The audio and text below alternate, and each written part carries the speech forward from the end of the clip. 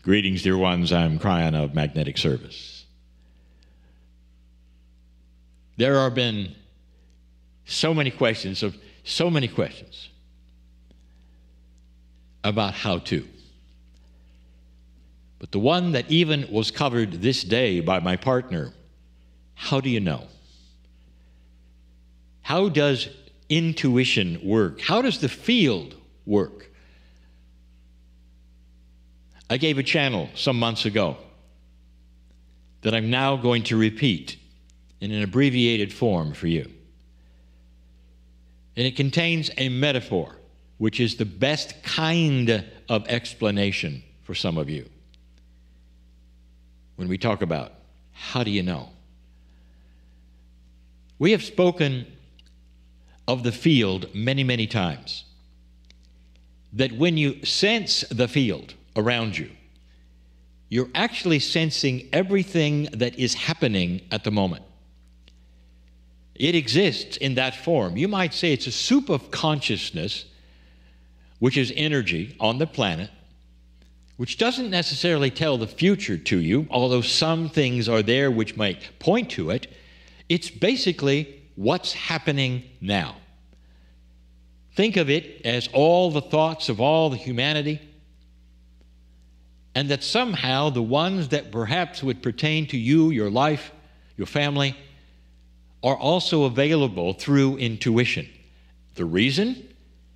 So that you'll be able to move left or move right and perhaps dodge the obstacles that might be in front of you.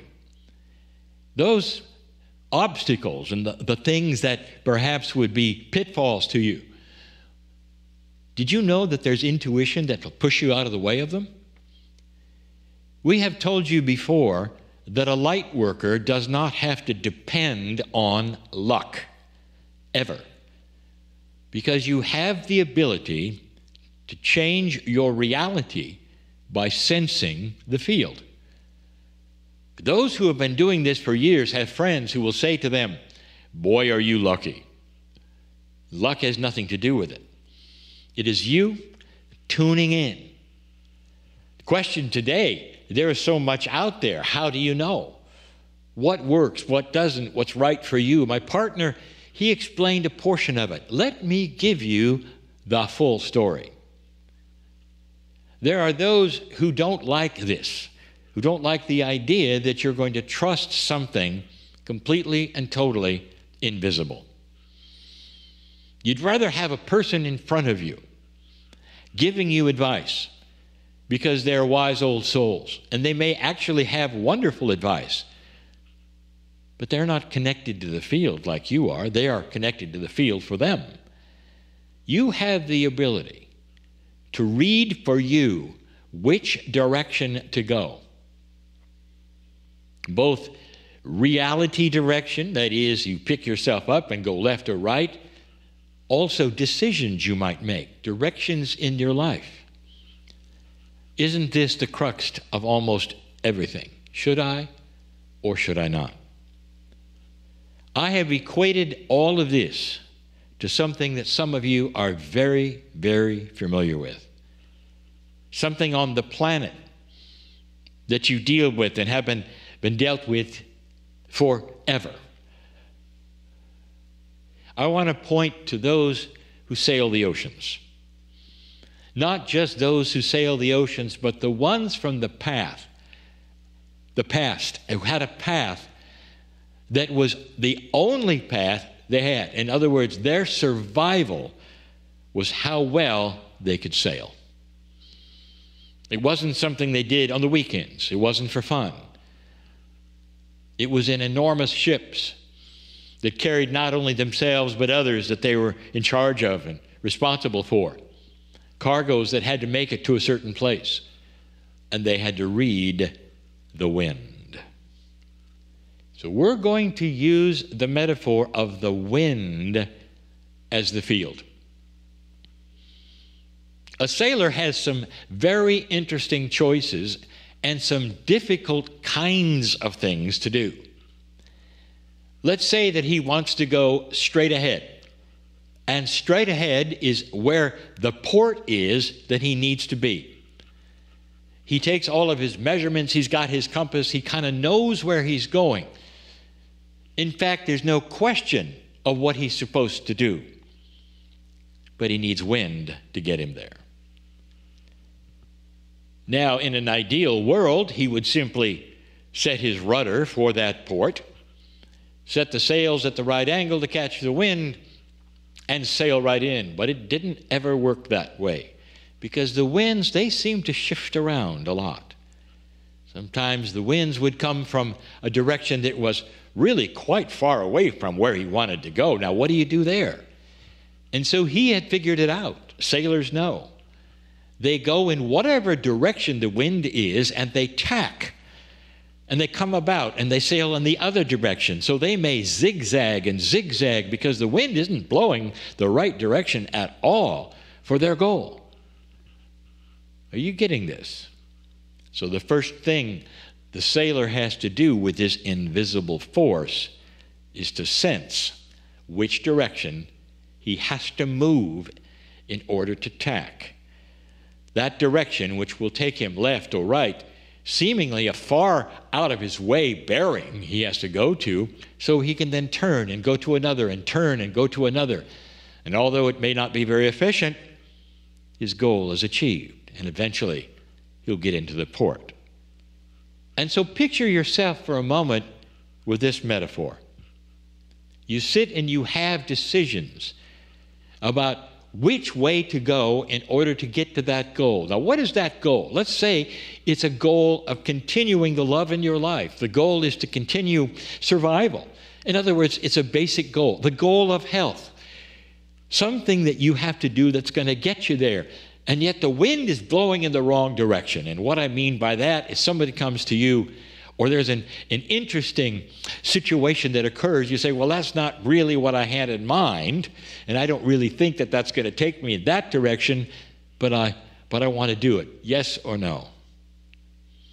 And then you get the intuition flash, that invisible force that the sailor knows. He even reads the patterns on the water in order to know which direction the wind may come from eventually, when to tack. All of that is invisible. Dear Spirit, you might say, show me which way the wind is blowing, so that I will know what direction to go. And I will know, dear Spirit, that if it seems incorrect or wrong, I will dismiss that because I don't know what's in the field. You see, if I were to go straight ahead, and that thing that might achieve my goal of what I think I want to do, it might put me in a hole. It might put me in a place where something might happen. And so therefore, I will tack. I will go another direction for a while, and then I may turn and go another direction for a while. And these directions won't be the ones that I have thought of. They'll be the ones that the wind pushes me to.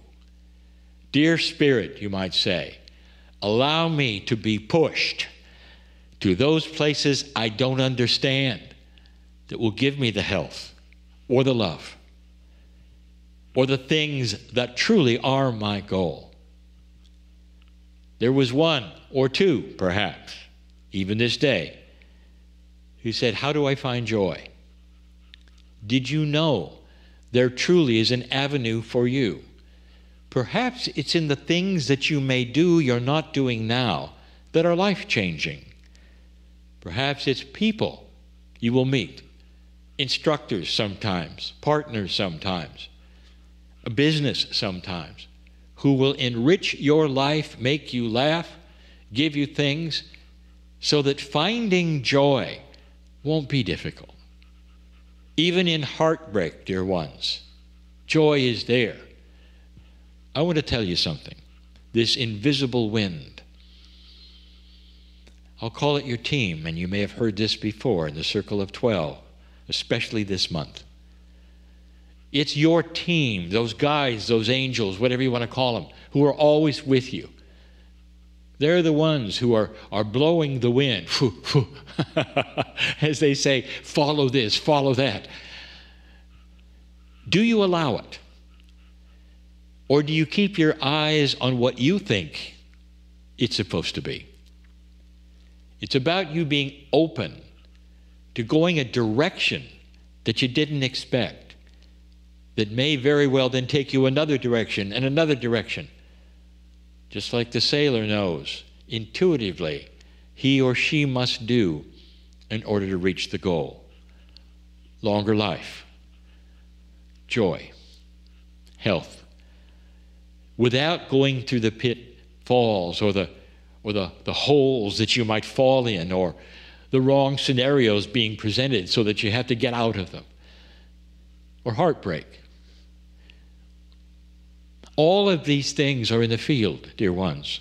All of these things are avoidable if you pay attention to which way the wind is blowing. These are metaphors that I'm asking you to translate into action for you. And the way truly is allowance of these things in your life. Dear Spirit, calm me down a bit so I will allow for things I don't expect. And then when they happen, I'll understand, oh, and I'll follow that direction for a while and perhaps change it for a while. But all of these things I will trust. They're the field, they're the wind, blowing in the directions to take me exactly where I should go. I give you these things in love. I'm crying in love with you, in love with the planet, in love with the humanity that is on it, because there are so many good things about to occur. Truly, things are better than they seem in so many ways. It is time to claim your magnificence and find your joy, all doable.